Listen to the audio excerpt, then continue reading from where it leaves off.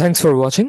Like, share, and subscribe EduHunt by SDP for more educational contents and admission related important updates. Thank you.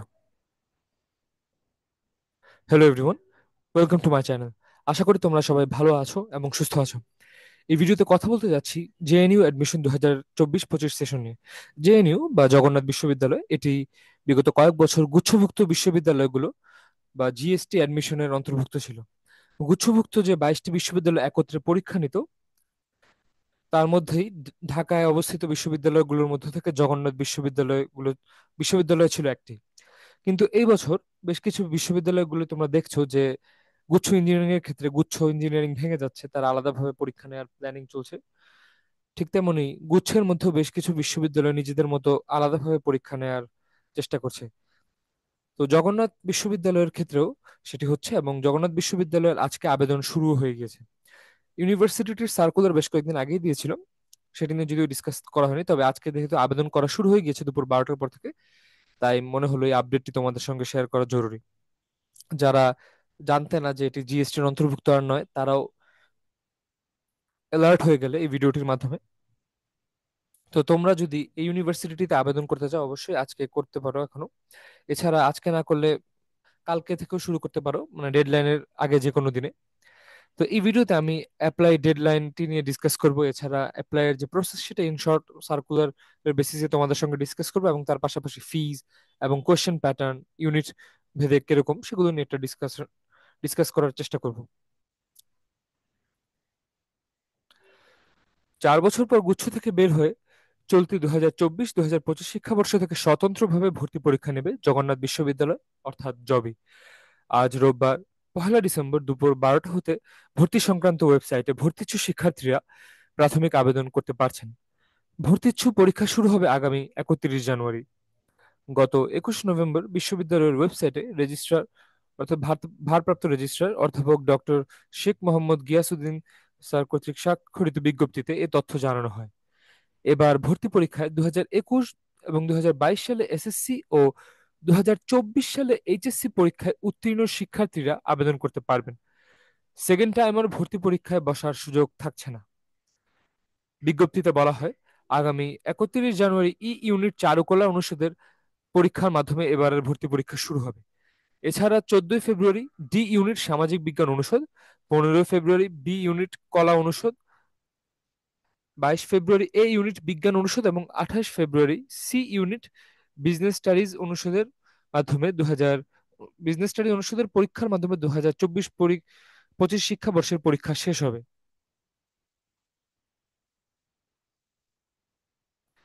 আগামী 15ই জানুয়ারি রাত 11টা 59 পর্যন্ত জগন্নাথ বিশ্ববিদ্যালয় ভর্তি সংক্রান্ত ওয়েবসাইটে ভর্তিচ্ছু শিক্ষার্থীরা প্রাথমিক আবেদন করতে পারবেন।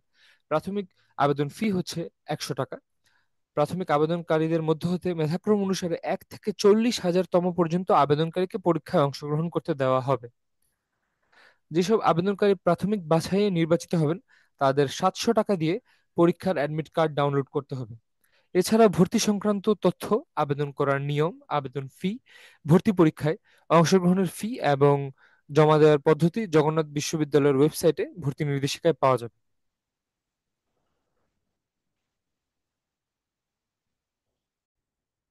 স্ক্রিনে তোমরা দেখতে পারছো যে জগন্নাথ ইউনিভার্সিটির ওয়েবসাইটে অ্যাপ্লাই নাও করার অপশন এসেছে, ক্লিক হিয়ার টু অ্যাপ্লাই। এখানে ক্লিক করলে তোমরা আবেদন করতে পারবে, এবং এখানে ইউনিট প্রতি ন্যূনতম আবেদনের যোগ্যতা অলরেডি লিখে দেওয়া আছে।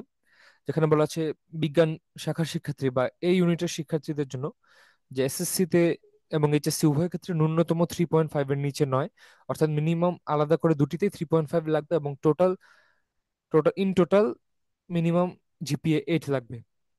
বি ইউনিট এর ক্ষেত্রে সকল শিক্ষার্থীরা আবেদন করতে পারবে, তাদের ক্ষেত্রেও এসএসসি এবং এইচএসসি উভয় ক্ষেত্রেই ন্যূনতম করে জিপিএ 3 সহ টোটাল সর্বনিম্ন 7 লাগবে, বা মিনিমাম জিপিএ 7 লাগবে।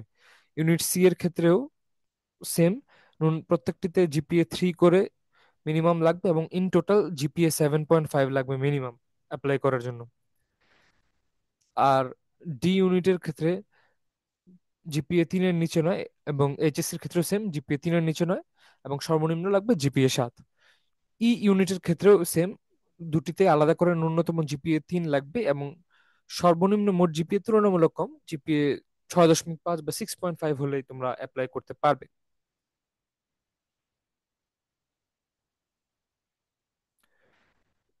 এবার আরো অন্যান্য কিছু বিষয়গুলো ডিসকাস করে নিই। আবেদন প্রক্রিয়াটা নিয়ে একটা প্রশ্ন থাকতে পারে অনেকে।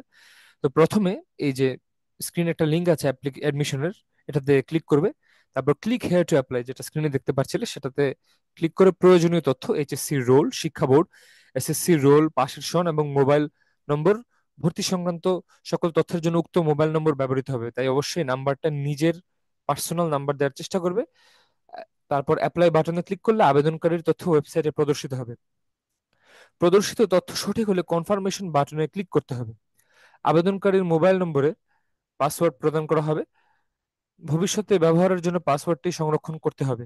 এরপর click here two log in অথবা অ্যাপ্লিকেন্ট লগ ইন লিঙ্কে ক্লিক করে প্রয়োজনীয় তথ্য দিয়ে লগ ইন করতে হবে। লগ ইন সফল হলে ড্যাশবোর্ডে আবেদনকারীর মৌলিক তথ্য সহ আবেদনকারী যে সকল ইউনিটে আবেদন করার যোগ্য তার তালিকা প্রকাশ করা হবে। তারপর বলা আছে যে এখানে আবেদনকারী যে সকল ইউনিটে আবেদন করতে ইচ্ছুক তার পাশে ক্লিক হেয়ার টু অ্যাপ্লাই বাটনে ক্লিক করে ইউনিট ভিত্তিক ভাবে আবেদন করতে হবে। উল্লেখ্য, প্রতিটি ইউনিটের পাশে click here to see subject লিস্টে ক্লিক করলে সংশ্লিষ্ট ইউনিটের বিষয়সমূহ প্রদর্শিত হবে। সংশ্লিষ্ট ইউনিটে আবেদন করার পর পে নাও বাটন প্রদর্শিত হবে এবং পে নাও বাটনে ক্লিক করলে বিকাশ অথবা রকেট মোবাইল ব্যাংকিং এর মাধ্যমে প্রত্যেক ইউনিটের জন্য পৃথকভাবে পেমেন্ট করতে হবে। এবং এখানে তোমরা যদি স্ক্রিনে দেখো, নিচে বিকাশ এবং রকেট দুটি মাধ্যমে আবেদন পেমেন্ট দেওয়ার একটা সিস্টেম লিখে দেওয়া আছে। তো তোমরা স্টেপ ফলো করে পেমেন্ট করে নেবে। বিকাশ ইউজ করো বা রকেট, যেটা ইউজ করো না কেন, এটা তোমাদের উপর। আর 40,000 জনকে সিলেক্ট করা হবে সেটা তো আগেই বলেছিলাম। 40,000 জনই পরীক্ষায় বসতে পারবে। তবে এই জন্যই আর কি মূলত তারা ন্যূনতম একটা জিপিএর ব্যারিয়ার দিয়েছে। এমন হতে পারে হয়তো বা 40,000 জন আবেদনই জমা হবে না, আবার এটাও হতে পারে যে 40,000-এর বেশি আবেদন জমা পড়েছে, তখন ভালো জিপিএ যারা তারা অবশ্যই অগ্রাধিকার পাবে, এটাই স্বাভাবিক। তখন যাদের জিপিএ তুলনামূলক কম বা যারা কাটায় কাটায় মিনিমাম জিপিএ বা যে থ্রেশহোল্ড জিপিএ সেটা বেসিস করে আবেদন করতে পারছে, তারা তখন আই গেস বসতে পারবে না, এরকমটা হতে পারে। তো যাই হোক, তোমরা অবশ্যই পরীক্ষা, তোমরা এই নির্দিষ্ট টাইমে 15 তারিখের মধ্যে তোমরা তোমাদের আবেদনটি কমপ্লিট করে ফেলবে। এবং এখানে বলা আছে যে প্রাথমিকভাবে যারা বাছাইকৃত হবে সেই আবেদনকারীদের বহু নির্বাচনী ও লিখিত ভর্তি পরীক্ষার ফি বাবদ 700 টাকা প্লাস সার্ভিস চার্জ জমা দিতে হবে 17 তারিখ বিকাল 17 তারিখ 2024 বেলা 12টা থেকে শুরু করে 30 ডিসেম্বর 2024 রাত 11টা 59 পর্যন্ত। আর এছাড়া ছবির কথা বলা আছে, 300x300 পিক্সেলের রঙিন ছবি ইউজ করবে, যেখানে ব্যাকগ্রাউন্ড অবশ্যই সাদা হবে। তো যখন তোমরা, তোমাদের যদি ছবি তোলানো থাকে আগেই অন্যান্য অ্যাডমিশনের জন্য বিভিন্ন জায়গায় যেহেতু আবেদন শুরু হয়েছে, যেমন বুয়েট থেকে শুরু করে অন্যান্য ইউনিভার্সিটি গুলো, তো সেখানে তো আই গেস ইউজ করেছো তোমরা। তো এছাড়া এটা খেয়াল রাখবে যে সর্বোচ্চ যাতে 150, মানে ম্যাক্সিমাম 150 কিলোবাইট সাইজের মধ্যে হতে হবে, আর জেপিজি ফরম্যাট। এবং স্বাক্ষর বা সিগনেচারের ক্ষেত্রে 380 পিক্সেলের একটা ফাইল আপলোড করতে হবে। আর এখানে আরেকটা কথা বলা আছে যে আবেদনকারীকে অগ্রাধিকার ভিত্তিতে বা ইউনিট ভিত্তিক ভিত্তিক বিষয় পছন্দ বা সাবজেক্ট চয়েস দিতে হবে। ওয়েবসাইটে প্রদর্শিত তালিকার সবগুলো বিষয়কেই অগ্রাধিকার অনুযায়ী পছন্দ করতে হবে। অগ্রাধিকারের ভিত্তিতে বিষয় পছন্দ করা খুবই গুরুত্বপূর্ণ। পরবর্তী সময়ে আবেদনকারীর প্রদত্ত বিষয় পছন্দক্রম কোনো অবস্থাতেই পরিবর্তন করা যাবে না, যেহেতু এটা আনচেঞ্জেবল এবং আনডুয়েবল। তাই বিষয়গুলো খুবই তোমরা ভেবেচিন্তে এবং সাবধানে সাবজেক্ট চয়েস সাজাবে এবং দেন সেটা দিবে। এছাড়া বলা আছে যে উল্লেখ্য যে আবেদন করার সময় কোটা উল্লেখ না থাকলে পরবর্তীতে কোটাভুক্তির আবেদন বিবেচনা করা হবে না। এটা হচ্ছে কোটা রিলেটেড যারা রয়েছে তাদের। এছাড়া আরো কিছু পয়েন্ট আছে, সেগুলো তোমরা সার্কুলার থেকে অবশ্যই দেখে নিয়েছো বলে মনে করি। তাও যদি দেখে না থাকো তোমরা অবশ্যই দেখে নিবে। এবার আসি কোশ্চেন প্যাটার্নটা নিয়ে। তো অনেকে হয়তো বা আছে যে জবই যে গুচ্ছ থেকে আলাদা হয়ে গেছে সেটাও হয়তো বা জানতো না, আবার অনেকে হচ্ছে বা তোমরা রেগুলার খবর রাখছো, দ্যাটস গুড। তো যারা তোমরা পরীক্ষা দিতে আগ্রহী বা এই ডেডলাইনের মধ্যে আবেদন করবে কিন্তু জানো না, তাদের বলে দিই কোশ্চেন প্যাটার্নটা কিরকম হবে। এ, বি, সি ও ডি ইউনিটের পরীক্ষার সময় হবে 1 ঘন্টা। তবে ই ইউনিট বা চারুকলা ইউনিটের ক্ষেত্রে পরীক্ষার সময় হবে 1.5 ঘন্টা। পরীক্ষার নম্বর বন্টন বা মানে মার্কস ডিস্ট্রিবিউশন যদি বলি, বহু নির্বাচনী বা এমসিকিউ থাকবে 24 নম্বরের, লিখিত বা রিটেন থাকবে 48 নম্বরের, এসএসসি থেকে আসবে 12 নম্বর এবং এইচএসসি থেকে আসবে 16 নম্বর। মোস্ট প্রবাবলি এইগুলো ডিপেন্ড করবে জিপি এর উপর। এছাড়া 100 নম্বর, টোটাল গ্রোস টোটাল বা টোটাল মার্কস হচ্ছে 100 নম্বরের। এবার বিশেষ দ্রষ্টব্য হিসেবে বলা আছে যে ইউনিট বি এর অন্তর্ভুক্ত সঙ্গীত ও নাট্যকলা এবং ইউনিট ডি এর অন্তর্ভুক্ত ফিল্ম অ্যান্ড টেলিভিশন বিভাগে ভর্তিচ্ছু শিক্ষার্থীদের বহু নির্বাচনী ও লিখিত পরীক্ষার ফলাফলের পর মেধা তালিকার ভিত্তিতে 50 নম্বরের ব্যবহারিক পরীক্ষায় অংশগ্রহণ করতে হবে। ব্যবহারিক পরীক্ষায় ন্যূনতম 20 নম্বর পেতে হবে। বহু নির্বাচনী লিখিত ও ব্যবহারিক পরীক্ষার ফলাফলের ভিত্তিতে চূড়ান্ত মেধা তালিকা প্রণয়ন করা হবে। উল্লেখ্য, ব্যবহারিক পরীক্ষার জন্য নির্দিষ্ট হারে ফি প্রযোজ্য হবে। ব্যবহারিক পরীক্ষার ফি ও সময়সূচি পরবর্তীতে ওয়েবসাইটের মাধ্যমে জানানো হবে। ইউনিট ই বা চারুকলা অনুষদের 48 নম্বরের লিখিত পরীক্ষার পরিবর্তে 48 নম্বরের ব্যবহারিক পরীক্ষা অনুষ্ঠিত হবে। বহু নির্বাচনী ও ব্যবহারিক পরীক্ষার ফলাফলের ভিত্তিতে মেধা তালিকা প্রণয়ন করা হবে। এছাড়া তোমরা দেখতে পাচ্ছ যে কোন কোন বিষয়গুলো বা সাবজেক্টগুলো ইনক্লুডেড হবে ভর্তি পরীক্ষার ক্ষেত্রে। ইউনিট এ বিজ্ঞান ও লাইফ অ্যান্ড আর্থ সায়েন্স অনুষদের ক্ষেত্রে ফিজিক্স, কেমিস্ট্রি, ম্যাথ অথবা বায়োলজি অনুষ্ঠিত হবে। অর্থাৎ ম্যাথ এবং বায়োলজি দুটোরই এগেইনস্ট কোশ্চেন থাকবে, তোমরা যে কোনো একটি চয়েস করতে পারবে। ইউনিট বি কলা ও আইন অনুষদের ক্ষেত্রে বাংলা, ইংলিশ, সাধারণ জ্ঞান বা জেনারেল নলেজ এগুলো আসবে। ইউনিট তারপর আসি ইউনিট সি বিজনেস স্টাডিজ অনুষদ, যারা বাণিজ্য শাখা বা এইচএসসি ব্যাকগ্রাউন্ড কমার্সের ছিল তাদের ক্ষেত্রে আসবে এইচএসসি গাণিতিক এতে আসবে ইংরেজি, গাণিতিক বুদ্ধিমত্তা, হিসাব বিজ্ঞান এবং ব্যবসায় নীতি ও প্রয়োগ। এছাড়া যারা গ্রুপ চেঞ্জ করে পরীক্ষা দিবে, অর্থাৎ কেউ যদি বিজনেস স্টাডিজ না হো, যেমন সায়েন্স ব্যাকগ্রাউন্ডের হও বা আর্টস ব্যাকগ্রাউন্ডের হয়ে তোমরা কমার্সে আবেদন করতে চাও, তাদের ক্ষেত্রে হবে ইংরেজি, গাণিতিক বুদ্ধিমত্তা এবং সাধারণ জ্ঞান। কারণ হিসাব বিজ্ঞান বা অ্যাকাউন্টিংস বা ব্যবসায় নীতি সেগুলো তো তোমাদের এইচএসসি লেভেলে থাকার কথা না যদি তোমরা অন্য ব্যাকগ্রাউন্ডের হয়ে থাকো। তারপর আসি ইউনিট ডি বা সামাজিক বিজ্ঞান অনুষদের ক্ষেত্রে বাংলা, ইংরেজি, গাণিতিক বুদ্ধিমত্তা ও সাধারণ জ্ঞান এগুলো আসবে। এছাড়া ইউনিট ই বা চারুকলা অনুষদের ক্ষেত্রে আসবে বাংলা, ইংরেজি, সাধারণ জ্ঞান এবং ড্রয়িং থেকে প্রশ্ন। পরীক্ষার টাইমগুলো এখানে দেওয়া আছে। ই ইউনিটের পরীক্ষা হবে সকাল 10টা থেকে সকাল 11:30, প্রথম শিফট। দ্বিতীয় শিফটের দুপুর 2:30 থেকে বিকাল 4টা এবং তৃতীয় শিফটের বিকাল 5টা থেকে সন্ধ্যা 6:30। এরকম করে দেখা যাচ্ছে যে যতগুলো পরীক্ষা হবে প্রত্যেকটি 3টি শিফট করে তারা নেয়ার প্ল্যান করছে। আর বলা আছে বিশ্ববিদ্যালয় ক্যাম্পাসে নিজস্ব তত্ত্বাবধানে বহু নির্বাচনী ও লিখিত পদ্ধতিতে ভর্তি পরীক্ষা গ্রহণ করা হবে। আসন আসন বিন্যাস যথাসময়ে বিশ্ববিদ্যালয়ের ওয়েবসাইটে প্রকাশ করা হবে। আর এখানে বলা আছে যে পরবর্তীতে ভর্তির সময় আহ, প্রত্যবেক্ষক ইনভিজিলেটর কর্তৃক স্বাক্ষরিত অ্যাডমিট কার্ডটি প্রয়োজন হবে। এই অ্যাডমিট কার্ডটি কিন্তু তোমরা অবশ্যই যত্ন করে রাখবে। অনেক সময় অনেকেই হয় যে অ্যাডমিট কার্ড হারিয়ে ফেলে, অনেকে দেখা যায় যে পরীক্ষার চান্স পায়, বাট অনেক সময় বিভিন্ন ভিডিওতে কোশ্চেন করে বিভিন্ন জায়গায় যে ভাইয়া অ্যাডমিট কার্ড তো হারিয়ে ফেলেছি, অ্যাডমিট কার্ডটা আমি খুঁজে পাচ্ছি না। এটা করা যাবে না। অ্যাডমিট কার্ড যখনই তোমাদের অনলাইন কপি অ্যাভেলেবেল হবে তোমরা ডাউনলোড করবে বা প্রিন্ট করে নেবে। চেষ্টা করবে যতগুলো জায়গায় তোমরা ভর্তি পরীক্ষা দাও, অ্যাডমিট কার্ড অবশ্যই অবশ্যই তোমরা চেষ্টা করবে যে আলাদাভাবে সেভ করে রাখার নাম দিয়ে, তোমাদের ল্যাপটপে হোক বা মোবাইলে হোক। এছাড়া চেষ্টা করবে তোমরা তোমাদের ক্লোজ কাউকে, তোমার কোনো বড় ভাই বা বোন থাকলে তাদেরকেও সেটা মেইল আকারে দিয়ে রাখতে, যাতে বাই চান্স হারিয়ে গেলেও সেটা ইউজ করা যায় যখন তখন। ইন কেস তুমি পরীক্ষার হলে নিতে ভুলে গেলে, সেটা যাতে তুমি বাইরে রাস্তায়ও ডাউনলোড করে ফেলতে পারো যখন যখন তখন নেট দিয়ে ইউজ করে। এছাড়া তোমরা গুগল ড্রাইভে তুলে রাখতে পারো, আপলোড করে রাখতে পারো নিজেদের। সবারই যেহেতু এখনকার সময় মেইল আইডি রয়েছে, তাহলেও তোমাদের সেই ছবি মানে সেই অ্যাডমিট কার্ডটি একটা স্ক্যান কপি সেভ থেকে গেল।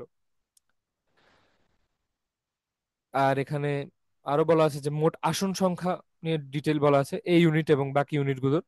এই ইউনিটের টোটাল আসন সংখ্যা দেখা যাচ্ছে যে 860টি। ম্যাক্সিমাম সাবজেক্টের ক্ষেত্রে 80টি আসন রয়েছে দেখা যাচ্ছে এখানে। কিছু এক দুটো সাবজেক্ট আই গেস 60টি আসন, 45-50 এরকম করে। বি ইউনিটের ক্ষেত্রে টোটাল আসন সংখ্যা হচ্ছে 785টি। আবার এখানে কিছু শর্ত দেওয়া আছে যে মানে বোর্ড লেভেলে বোর্ড পরীক্ষার ন্যূনতম কিছু গ্রেড চাওয়া হয়েছে এই ইউনিটের ক্ষেত্রেও। যে যেমন অণুজীব বিজ্ঞান বা মাইক্রোবায়োলজির ক্ষেত্রে বায়োলজিতে A+ লাগবে, কেমিস্ট্রি, ফিজিক্স, ইংলিশে A লাগবে, এরকম করে। সি ইউনিটের ক্ষেত্রে আসন রয়েছে 520টি এবং এখানেও কিছু শর্ত লেখা আছে যে ন্যূনতম কিছু কিছু ক্ষেত্রে কোনো গ্রেড থাকতে হবে।